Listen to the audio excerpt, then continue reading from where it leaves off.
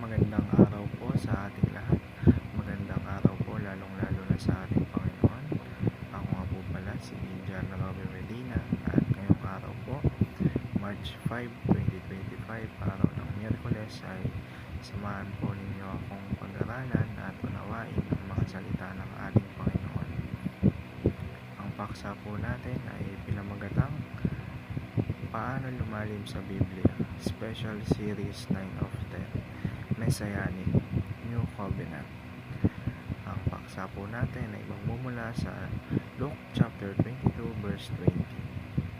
Sinasabi po rito, In the same way, after the supper, he took the cup, saying, This cup is the new covenant in my blood, which is poured out for you. O sa Tagalog naman po, gayon din naman, dinampot niya ang kopa pagkatapos maghapunan at sinabi, Ang kopang ito ang bagong tipan ng Diyos na pinagtibay ng aking dugo. Ang aking dugo ay mabubuhos alang-alang sa inyo. At mapunta naman po tayo sa ating katuruan ngayong araw na tungkol sa the Messianic New Covenant. Unang-una, Jesus fulfilled all the covenants.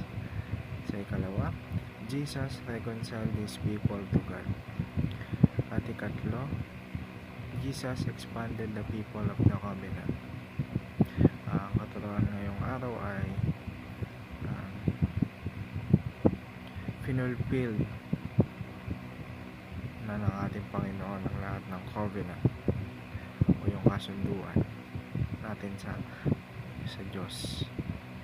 At i-reconcile na tayo ng ating Panginoong Hesus sa pamamagitan ng kanyang dugo. Kumbaga yung dugo niya, yun yung pinaka naging way.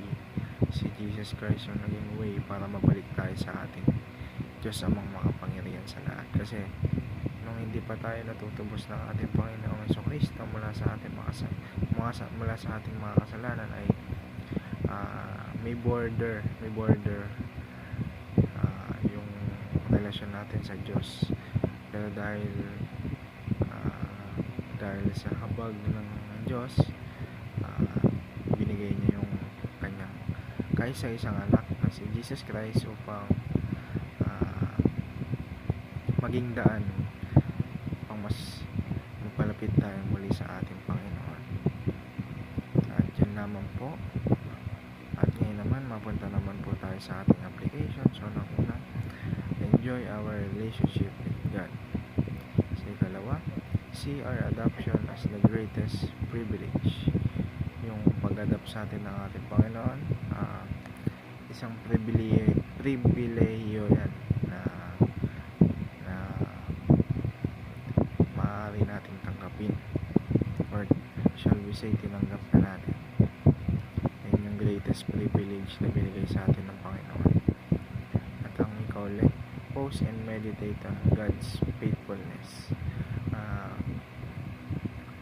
Pagbulay-bulayan natin yung mga salita ng ating Panginoon sa pamamagitan ng Biblia.